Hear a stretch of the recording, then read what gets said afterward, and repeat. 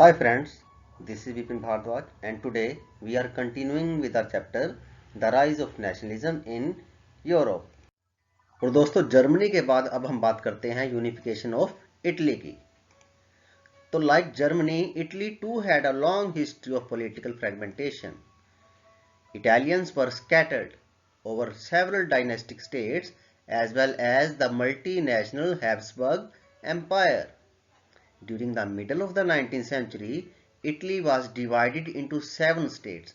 कितने states में divided था Italy?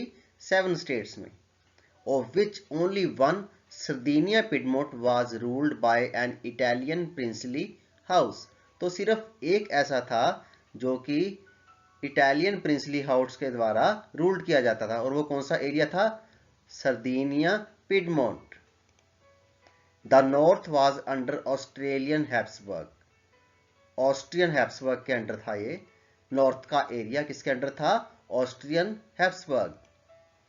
And the centre was ruled by the pope and the southern regions were under the domination of the Bourbon kings of Spain.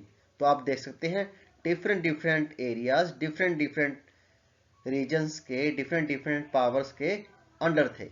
Even the Italian language had not acquired one common form and still had many regional and local variations. तो इस तरह से जो Italy state था, जो Italy राष्ट्र था, वो एक राष्ट्र नहीं था, वो फ्रेगमेंटेड एरिया था। 7 स्टेट्स में डिवाइडेड था और उन 7 स्टेट्स में डिफरेंट डिफरेंट पावर्स जो हैं रूल कर रही थी, जैसे ऑस्ट्रिया गवर्नमेंट, जैसे पोप, जैसे हैब्सबर्ग। इस तरह से डिफरेंट डिफरेंट एरियाज जो थे वो डिवाइडेड थे। इटली एक राष्ट्र नहीं था। आप देख सकते हैं इस इमेज के अंदर किस तरह से इटली जो है 7 स्टेट्स में डिवाइडेड है। पेपल स्टेट्स जो कि पोप के अंडर था, सर्दिनिया पिडमोंट यहाँ पे प्रिंसली स्टेट इसको कह सकते हैं, लेकिन यहाँ पे साउथ में आप सिसिलीज देख सकते हो। नॉर्थ का एरिया जो था ऑस्ट्रियन एम्पायर के अधीन था।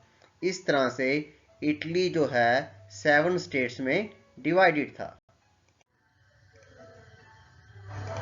So friends, during the 1830s, Gatsby Mazzini had sought to put together a coherent program for a unitary Italian republic. He had also formed a secret society. किसने form की secret society? Gatsby Mazzini, and called Young Italy for the dissemination of his goals. And friends, the failure of the revolutionary uprising both in 1831 and 1848 meant that the responsibility now fell on Sardinia Piedmont under its ruler King Victor Emmanuel II to unify the Italian states through war. तो जैसा कि हम जानते हैं 1831 और 1848 के अंदर जो अपराइजिंग फेल हुई, जो रेवोल्यूशन फेल हुए, उससे रिस्पॉन्सिबिलिटी किसकी आ गई? अब रिस्पॉन्सिबिलिटी आ गई सर्दिनिया पिडमोंट की कि ये इटली को एक यूनिफाइड नेशन बनाए through a war. And in the eyes of the ruling elites of the region, a unified Italy offered them the possibility of economic development and political dominance. तो यहाँ पे जो रूलिंग एलिट्स थे, जो बड़े बड़े landlord थे, उनकी नज़र में इकोनॉमिक डेवलपमेंट तभी होनी थी, पॉलिटिकल डोमिनेंस उनकी तभी होनी थी जब इटली एक यूनिफाइड नेशन बन जाए। And friends, chief minister Cavour की बात करें तो chief minister Cavour, who led the movement to unify the regions of Italy, was neither a revolutionary nor a democrat. यानी कि ना तो उसका रेवोल्यूशन में कोई विश्वास था, ना ही डेमोक्रेसी में।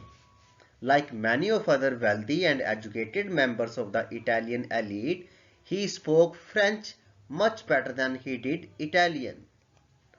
And through a tactful diplomatic alliance with France engineered by Cavour, तो कावर ने यहाँ किसके साथ अलायंस किया? फ्रांस के साथ। Sardinia Piedmont succeeded in defeating the Austrian forces in 1859. तो यहाँ फ्रांस की हेल्प से ऑस्ट्रेलियन फोर्सेस को सर्दिनिया पिडमोंट की फोर्सेस ने कैवर की हेल्प से, कैवर की कूटनीति की हेल्प से हराया। and apart from regular troops, a large number of armed volunteers under the leadership of Giuseppe Garibaldi joined the fray. अब यहाँ पे हेल्प के लिए कौन आया? गैरिबाल्डी। पहले हमने कावर के बारे में तो पढ़ा कि कावर ने अपनी पूरी शक्ति लगा दी, लेकिन यहाँ पे अब गैस्पी कावर ने गैजेपी गारिबाल्डी की help Lee. In 1860 they marched into South Italy and the kingdom of the two Sicilies, जो कि इटली के साउथ में था, and succeeded in winning the support of the local peasants in order to drive out the Spanish ruler. तो यहाँ to Sicily से भी जहाँ पे स्पेनिश रूलर का अधिकार था, उन स्पेनिश रूलर को भी यहाँ पर इन फोर्सेस ने, सर्दिनिया पिडमोंट की फोर्सेस ने हरा दिया। और इन सर्दिनिया पिडमोंट की फोर्सेस को हेल्प कौन कर रहा था दोस्तों? यहाँ पे कैवर की हेल्प कर रहा था Garibaldi with his forces. And friends, जब ऑस्ट्रिया की फोर्सेस को हरा दिया कैवर ने गैरिबाल्डी की हेल्प से, जब स्पेनिश रूलर्स को हरा दिया गया और टू सिसिली पे भी सर्दिनिया पिडमोंट का कब्जा हो गया, धीरे धीरे ये फॉरेन जो आर्मीज थी वो हारने लगी और इटली एक यूनिफाइड स्टेट बनने लगा। तब क्या हुआ दोस्तों? Then in 1861 Victor Emmanuel II was declared king of united Italy. अब इटली एक यूनाइटेड नेशन बन गया और इसका लीडर, इसका हेड कौन बना दोस्तों? Emmanuel II। However, much of the Italian population, among whom rates of illiteracy were very high, remained blissfully unaware of liberal nationalist ideology. लेकिन इटली की ज्यादातर जनता जो थी दोस्तों अभी भी अनपढ़ थी और वो अनअवेयर रही इन लिबरल नेशनलिस्ट आइडियोलॉजी से। अभी भी उसको हकीकत के बारे में कुछ मालूम नहीं था। अभी भी इन अनपढ़ लोगों को नेशनलिस्ट फीलिंग, नेशनलिस्ट आइडियोलॉजी से कोई लेना देना नहीं था। And the peasant masses who had supported Garibaldi in southern Italy had never heard of Italia. दोबारा से इसको जानते हैं। गैरिबाल्डी की हेल्प किसने की थी दोस्तों? पेजेंट्स ने। बहुत ज्यादा, हजारों की संख्या में पेजेंट जो थे उसने गैरिबाल्डी की हेल्प की थी इटली को यूनिफाई करने में। लेकिन अभी भी उन्होंने इटालिया के बारे में वो कुछ नहीं जानते थे, क्योंकि वो बिलीव करते थे कि ला तालिया जो है was Victor Emmanuel's wife.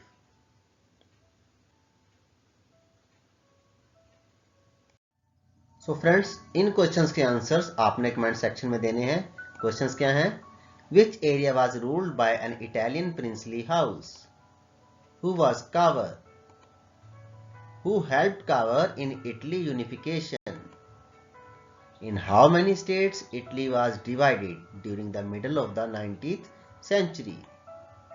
And who was declared King of United Italy? So, in questions के आंसर दोस्तों कमेंट सेक्शन में आपने देने हैं। मिलते हैं एक छोटे से ब्रेक के बाद। जल्दी ही आपके लिए नया मॉड्यूल लेकर आएंगे। God bless you all.